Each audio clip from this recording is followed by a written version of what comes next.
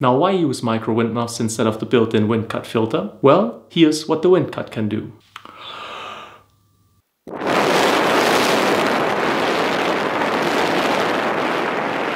And now this is what the micro wind muffs can do.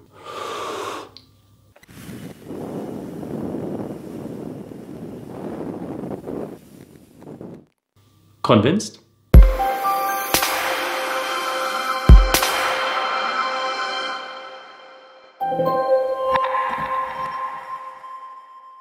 Now these are the micro wind jammers from Rycote, and they're super easy to install. It's a two-part system. Part number 1 are these pads with adhesive tape on their front and their back, and part number 2 are the micro wind jammers themselves. In case of the NX500, this right here is microphone number 1, and this is microphone number 2. This is where the speakers sit, and none of our concern right now. We have to take care of these two openings. Apply the first pad like this, so the opening of the microphone sits in the middle of the hole of the pad. Do the same thing with the second pad on the other side.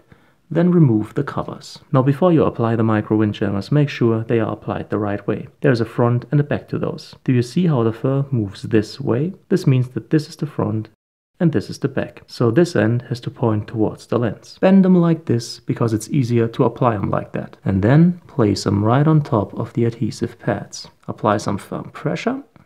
And don't be afraid to trim where trimming is needed.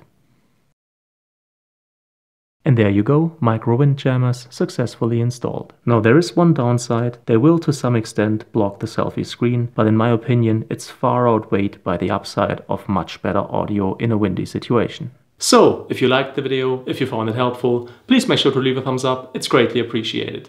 Any kind of comment or feedback is welcome, and I'll try to answer as quickly as possible. All the tech that I've used in this video is linked in the description. As always, thank you so much for your time, thank you for watching, and hopefully see you again soon.